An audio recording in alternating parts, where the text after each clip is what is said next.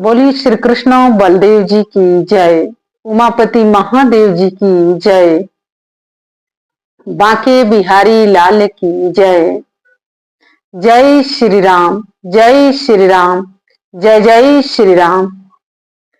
प्रिय भगवत प्रेमियों, हम सब बहुत ही भाग्यशाली हैं कि भगवान के महिमा को श्रवण कर पाते हैं, सुन पाते हैं।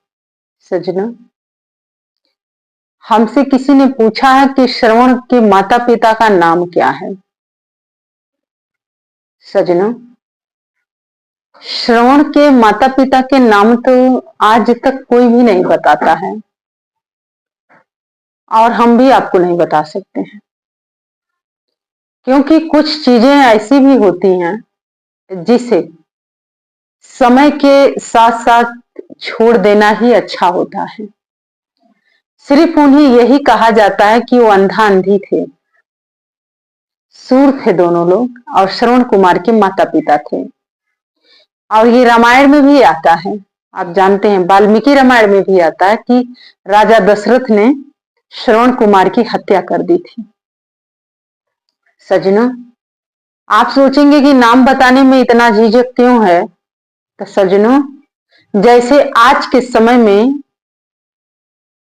कोई प्रधानमंत्री है और कोई अलग अलग स्टेट के सीएम हैं, मुख्यमंत्री हैं, तो जब जो प्रधानमंत्री हैं वो आदेश देते हैं, नियम निर्धारित करते हैं, ऐसे ऐसे कार्य गति करना है, तो ऐसे ही पहले के एक चक्रवर्ती राजा होते थे और उनके आसपास के कई रियासतें होती थी जो छोटे छोटे राजा होते थे, तो उनसे वो संपर्क में रहते थे।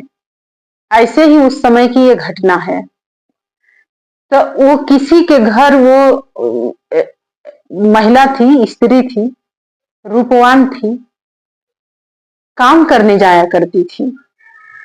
सज्जनों, इसीलिए कहा जाता है कि जो स्त्री होती है वो, चाहे वैदिक काल के समय है और चाहे कलिकाल में, आज तो लोग कहते हैं फ्रीडम चाहिए, लेकिन मैं इसके पक्ष में कभी नहीं रहती हूँ।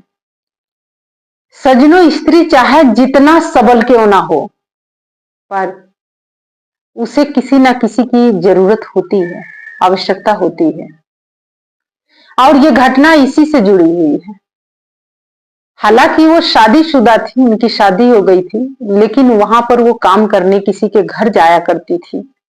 जैसे आज के समय में आप लोग कहते हैं ना, बाई रख लो, नौकरानी रख लो, मेड रख लो, किसी के 10,000 रेट है, किसी के 15,000 है, किसी के 5,000 है, किसी के 3,000 है, किसी के 1,500 है।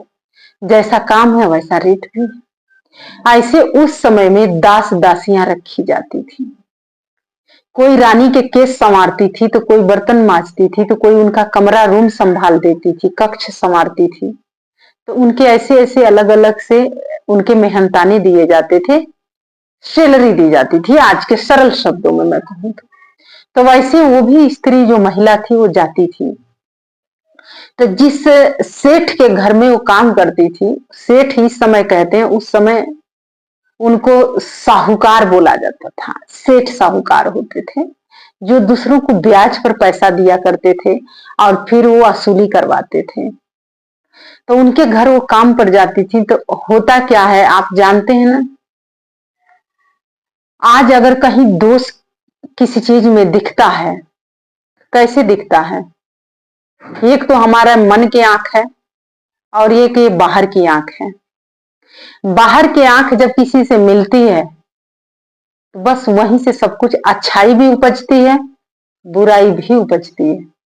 ऐसे ही वो जो सेठ था, उसके घर वो जाती थी काम करने, और करते करते उस सेठ की उनके ऊपर नजर पड़ी। अब शुरू में तो समझाती रही, बाद में धीरे धीरे उन लोगों की सेटिंग बन गई और आपस में अब उन लोग, अब ये बात धीरे धीरे जो सेठ की पत्नी थी उसे भी पता चला।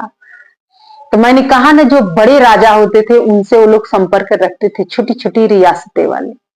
तो जब वहां पर हमारे देश के कानून व्यवस्था शुरू से बड़ा स्ट्रिक्ट रहा, उसमें कभी ये नहीं देखा जाता है कि विपक्ष और पक्ष के क्या दोष है। कौन निर्दोष है, जिसमें दोष है उसे दंड मिलता है। सच न, उस समय के समय प्रणाली के अनुसार जब वो केस डाला गया राजा के आगे, तो राजा ने कहा कि आंख से ही सब कुछ हुआ है और मन से, तो इनकी आंख ही फोड़ दिया जाए। वो कोई जन्म से नेत्रहीन नहीं थे सज्जनों, उनकी आंखें फोड़वा दी गई। और दूसरा राजदंड ये था कि इन्हें इस राज्य से, अपने राज्य की सीमा से बाहर निकाल दिया जाए। उन्हें बाहर निकाल दिया गया। अब वो बाहर कहाँ जाएंगे? अब जैसे मान लीजिए महाराष्ट्र है, एक राज्य है, चाहे मान लीजिए उत्तर प्रदेश बहुत बड़ा राज्य है, एक बिहार राज्य है, ऐसे अलग अलग राज्य हुआ करता है, स्टेट बोलते हैं इसको, अलग अलग स्टेट, अलग अलग राज्य। तो कानून तो सब जगह के तकरीबन एक ही होता है। तो उस समय का ये कानून लागू हुआ, एक तरीके से कहूं मुकदमा दायर हुआ और उन्हें राज्य से निकाल दिया गया। अब वो जाएं तो जाएं कहाँ, आंख तो है नहीं, जंगल में चले गए वो लोग। अब नेत्रहीन थे, अब भाई शुरू से तो नेत्रहीन नहीं थे ना कि उनको अभ्यास था, वो कहीं और ना जाके जंगल में ही चले गए, उधर जंगल के पगडंडी पकड़े।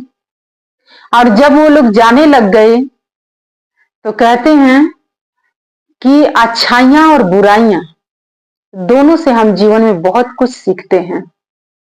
जिस समय वो ये काम किए तो उस समय तो विचार नहीं किए, सोचे समझे नहीं, लेकिन जब उन्हें दंड मिला, कहते हैं ठोकर खाने के बाद समझ आती है। और कुछ लोग तो ठोकर खाने के बाद भी 100 बार ठोकर लग चुका होगा लेकिन फिर भी संभलने की स्थिति में नहीं रहते हैं।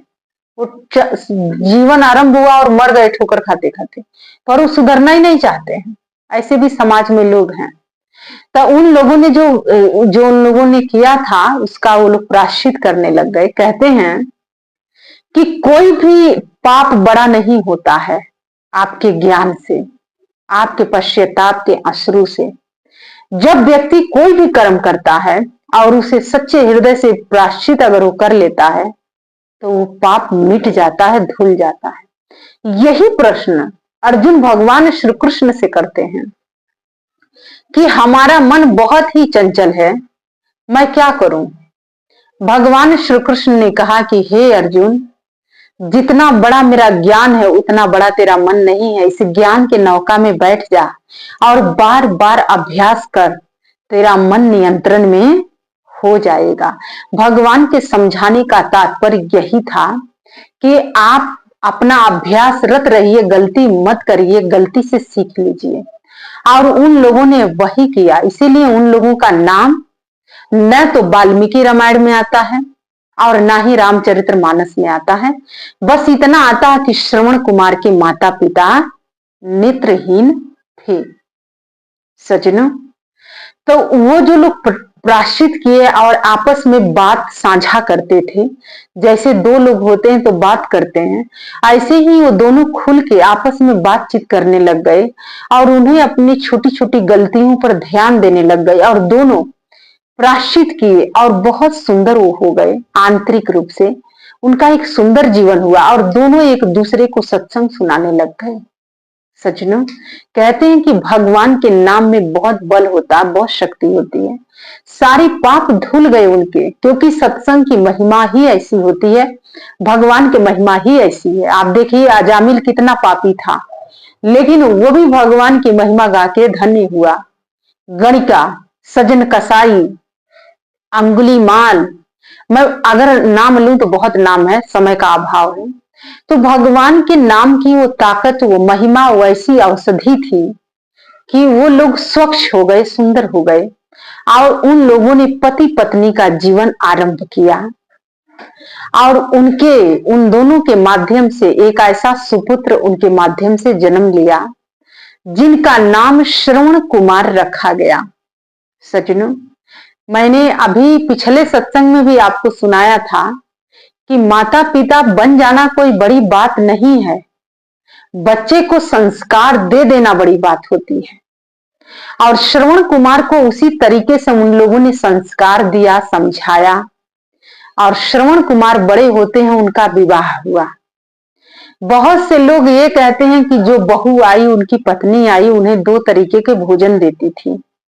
और जब श्रवण कुमार को यह पता चला तो अपने माता पिता को टोकरी में रखे और तीर्थ पर भ्रमण करने के लिए चले गए।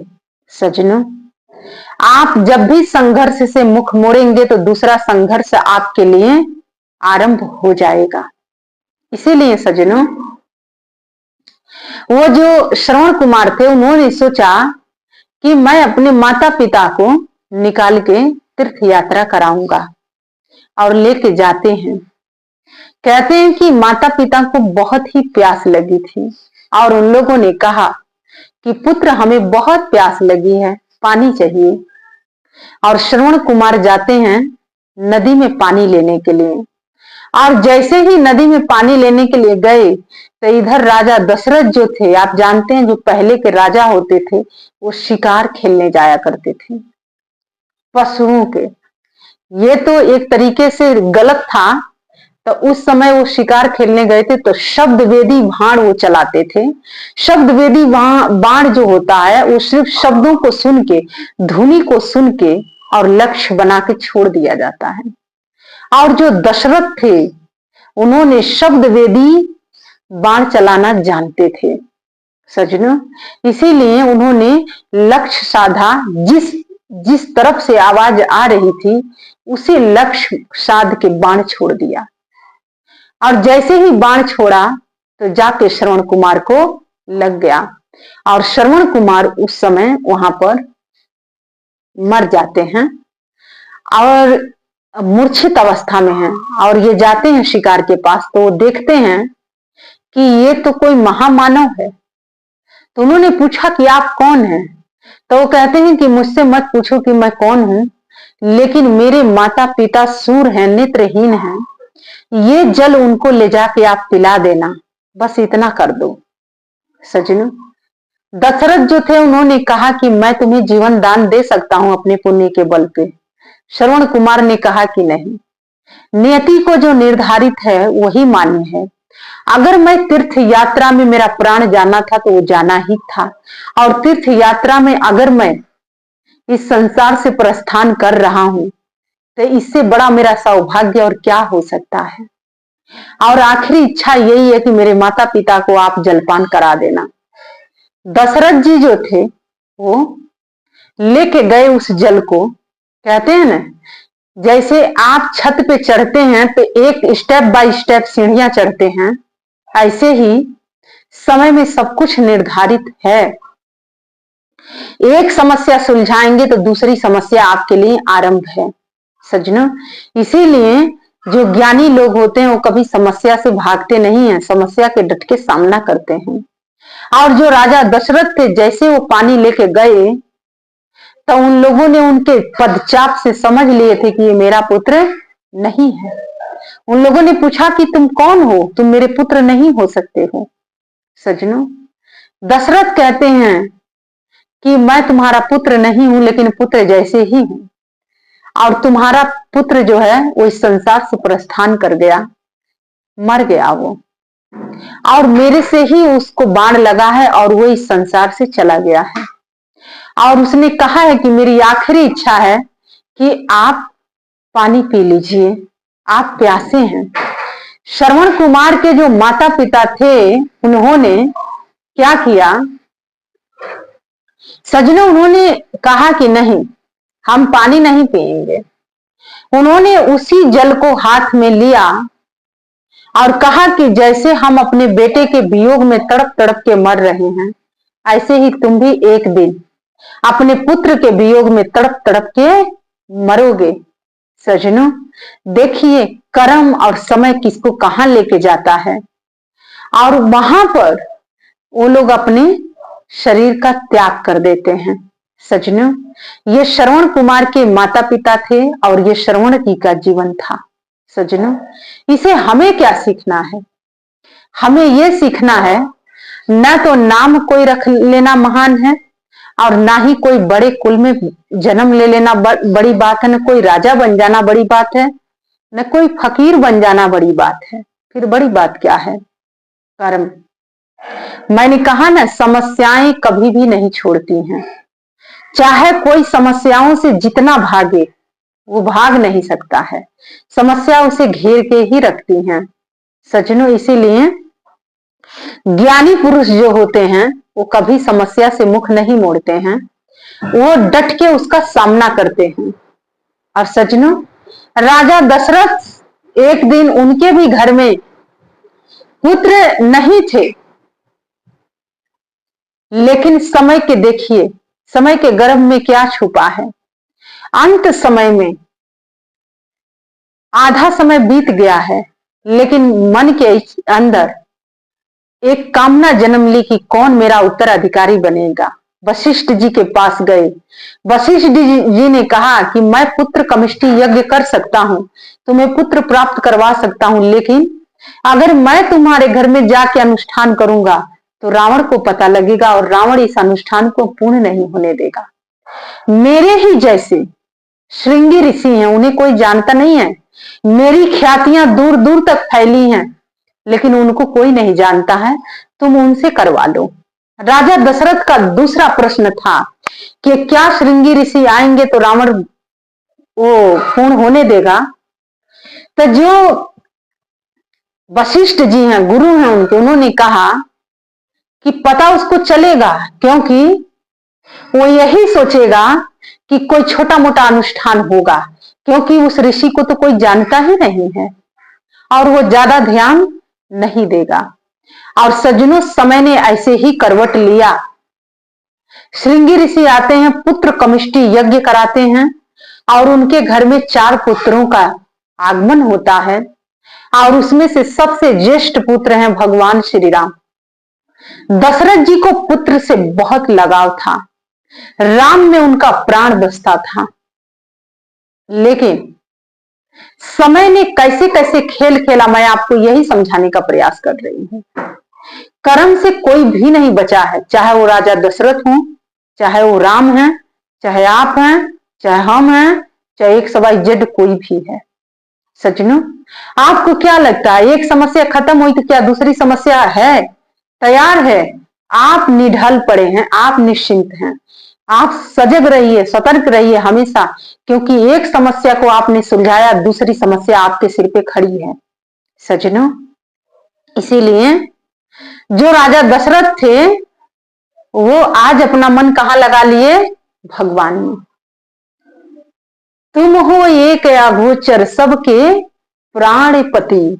जो प्राणों के पति है उसी में तो लगेगा, मन तो उसी में लगेगा ना। तो दशरथ ने अपने पुत्र में अपनी आत्मा को अर्थात प्राण को बसा दिया। और जैसे ही अब वो पुत्र बड़े हुए, समय का चक्र देखिए कैसे चल रहा है। इधर जो माता इतना प्रेम करती थी, उसके घर में एक मंथरा भी है। कहते हैं कि आप कुछ भी रोज सुनेंगे ना, बहुत से लोग कहते हैं हमें कोई फर्क नहीं पड़ता, फर्क पड़ता है। आप रोज कुछ भी सुनेंगे, एक दिन आप उस पर जरूर विचार करने लग जाएंगे और आप वो कार्य कर देंगे। सज्जनों, कैकेयी जैसे स्त्री संसार में कोई नहीं थी, बहुत अच्छी थी वो, लेकिन मंथरा के कुचक्र में वो कब पड़ गई कोई भी नहीं जानता है। आपके घर में, आपके परिवार में मंथरा है, वो मंथरा आपकी माँ भी हो सकती है, वो मंथरा आपकी बेटी भी हो सकती है, वो मंथरा आपके भाई भी हो सकता है, वो मंथरा आपकी भाभी भी हो सकती है, वो मंथरा आपकी पत्नी भी हो सकती है, वो मंथरा XYZ कोई भी आपके परिवार में हो सकता है। आप बच के रहिएगा सज्जनों। और जब मंथरा अपना काम करती है तो 3 लोग आते हैं पहले। काम, जहां राम नहीं, जहां त्याग नहीं वहां लखन नहीं, और जहां विश्वास नहीं वहां भरत नहीं। और आज ये तीनों ही तो नहीं अयोध्या में। कैकेयी के मन में सुंदरता था, आकर्षण करती थी, राजा दशरथ के मन में काम आया तो राम से दूर हो गए। राम उनके यही कहते हैं कि जहां राम तहां काम नहीं, जहां काम तहां राम नहीं। राम से दूर हो, राम उनसे दूर हो गए और लखन भी दूर चले गए। विश्वास की बात करें तो भरत भी नहीं थे। ये तीनों चीजें तभी जीवन में आती हैं जब आपके जीवन में तीन चीज आपका साथ छोड़ देता है, तब आप मंथरा के कुचक्र में आ जाते हैं। तो सजनों, इन कुचक्र से आप कैसे बचेंगे? क्योंकि आपको राम को लाना होगा। राम कोई साधारण नहीं है। जहां राम होगा वहीं पर लखन भी होंगे और भरत भी होंगे। सजनों, भरत ही एक ऐसी नींव है जो विश्वास की नींव है। लक्ष्मण वैराग्य के प्रतीक हैं, त्याग के प्रतीक हैं। सजनों, तो राम के साथ वैराग्य भी गया, विश्वास भी गया। आज अयोध्या में कौन बचा? मंथरा का कुचक्र। और आज दशरथ भी नहीं रहे, क्योंकि दशरथ के जीवन में काम आया तो राम चले गए। तो सजनों, कहने का भाव यही है कि जो भी कर्म आप करते हैं, इंसान है, मनुष्य हैं, तो कर्म तो करेंगे ही, क्योंकि समय के चक्र में आप बंधे हैं। आपको क्या लगता है आप ये सब कुछ करते हैं? समय आपसे सब कुछ बाई स्टेप करवाता है सजनों। लेकिन आप अगर कुछ गलत किए हैं तो पश्चाताप भी कर लीजिए साथ के साथ, कि निवारण हो जाए। जैसे आपको खांसी हुआ है और 8 दिन के अंदर अगर वो खांसी नहीं ठीक हुआ तो आपको टीबी के लक्षण आ जाएगा, और वो छुआछूत की बीमारी होती है, फिर लोग आपसे दूरी बना लेंगे। और उसे क्षय रोग कहते हैं। जिसे हो जाता है उसके शरीर क्षीण होने लग जाता है, क्षय होने लग जाता है। इसीलिए जिसे होता है उससे लोग बहुत दूरियां बना के रखते हैं। तो सजनों, ये क्षय रोग तभी आता है जब आप ध्यान नहीं देते हैं। तो सजनों, राजा दशरथ अगर ध्यान दिए होते और प्रायश्चित किए होते तो उन्हें राम से कभी दूर नहीं होना पड़ता। तो सजनों, हर किसी का प्रारब्ध तैयार है। वो तो राम के पिता हैं, तो समय ने नहीं छोड़ा। तो आप तो साधारण पिता हैं, साधारण घर के हैं, तो आपको क्या समय छोड़ देगा? नहीं। इसीलिए सजनों, समय के साथ साथ आपको परिवर्तन होना पड़ता है। समय के साथ साथ आपको अपना कदम उठाना पड़ता है।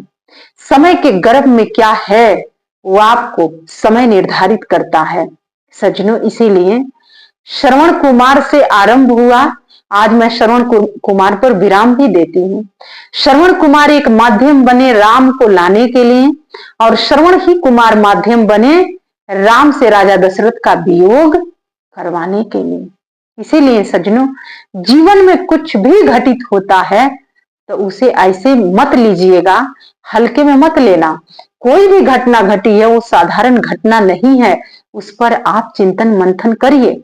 श्रवण कुमार के माता पिता ने एक गलती किया तो उन्होंने स्वीकार किया, पश्चाताप किया, तो ऐसे साधु पुत्र को उन्होंने जन्म दिया, और जो नाम आज तक अमर है। लेकिन सज्जनों, राजा दशरथ ने भी उन्हीं को देखा और उनके मन में पुत्र की प्राप्ति की कामना आई कि क्यों ना मैं भी पुत्र को प्राप्त करूं, और उनके घर में साक्षात नारायण पुत्र रूप में आते हैं। सज्जनों, सोच गलत नहीं होना चाहिए, उद्देश्य अच्छा होना चाहिए। किस समय में क्या निर्धारित है वो सब कुछ फिक्स है।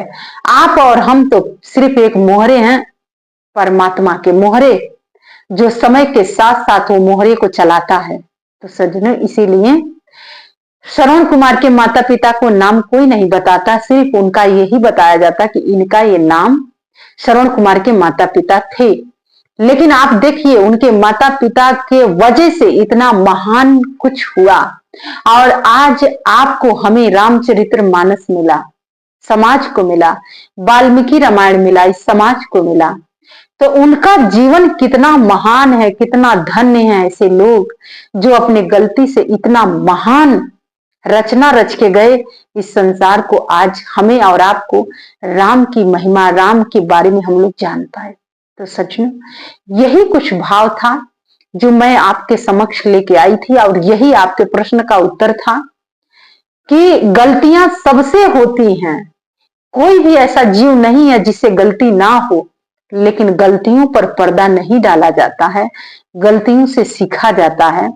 और इंसान इस संसार में वही होता है जो गलती को दोबारा ना दोहराए, उससे सीख के कुछ अच्छा करे। तो सज्जनों, इसीलिए हम सीखना चाहें तो बहुत कुछ सीख सकते हैं अपनी गलतियों से और हम आगे बढ़ सकते हैं। सज्जनों, हमें कुछ जानना होता है, कुछ टटोलना होता है, कुछ खोजना होता है, तो मैं अपने भूतकाल में पलट के जाती हूँ और मुझे वहीं से सारी शिक्षाएं मिल जाती हैं और मैं अपनी गति को संतुलन करके रख लेती हूँ कि नहीं, मुझे अपने जीवन में संतुलन बना के रखना है, चाहे समय जैसा भी है। क्योंकि आप जब जब भी पीछे मुड़ते हैं तो आपके जीवन है जो बीत चुका उसे बहुत कुछ आप सीखते हैं। तो सज्जनों, इसीलिए समय में जब भी आप असंतुलन होता है, आपका बैलेंस बिगड़ता, तो आप पीछे जरूर मुड़ के एक बार देखिए। आपके ही जीवन से आपको प्रेरणा मिलेगा कि नहीं, मुझे ऐसा नहीं करना है, मुझे कुछ अच्छा करना है। तो सज्जनों, अच्छाई और बुराई आपके अंदर ही है। सकारात्मक और नकारात्मक किसी पेड़ पर कोई फल नहीं है, आपके अंदर ही है। राम और रावण आपके अंदर ही बैठा है। श्रवण कुमार राजा दशरथ आपके अंदर ही है। जिसके मार्ग पर आप बढ़ना चाहेंगे आप बढ़ जाएंगे, लेकिन परिणाम आपके सामने है, चयन आपको करना है। तो इसीलिए सज्जनों, यही कुछ भाव था जो हम आपके समक्ष लेके उपस्थित हुए थे और इसी मंगल कामना के साथ मैं अपनी वाणी को विराम देती हूँ और आप समस्त भक्तों से, मनुष्यों से आग्रह करूंगी, साधकों से, कि ऐसे लोग महान बन गए, अमर अमिट हो गए, अमर हो गए, लेकिन इनकी झांकियां कुछ थी जो हमें और आपको कुछ समझाती हैं। हम लोग भी मानव तन मिला है, अमर हो जाएं, अमिट हो जाएं, भगवान के रंग में रंग जाएं। जीवन में कभी 3 चीज हमें छोड़ के ना जाए, राम, लखन और भरत जी, ये हमें छोड़ के ना जाए। क्योंकि अगर ये जीवन में है तो बहुत कुछ है, अगर ये नहीं है फिर कुछ नहीं है। वो ज्ञान है, वो वैराग्य है और वो स्वयं परमात्मा है। तो सज्जनों, यही कुछ भाव था और आइए परमात्मा के चरणों में जय घोष अर्पित करते हैं। तो बोलिए मर्यादा पुरुषोत्तम भगवान श्री रामचंद्र जी की जय, उमापति महादेव जी की जय, श्री कृष्ण बलदेव जी की जय। जय श्री राम, जय श्री राम, जय जय श्री राम। और ऋषि श्रृंगी की भी जय। धन्यवाद।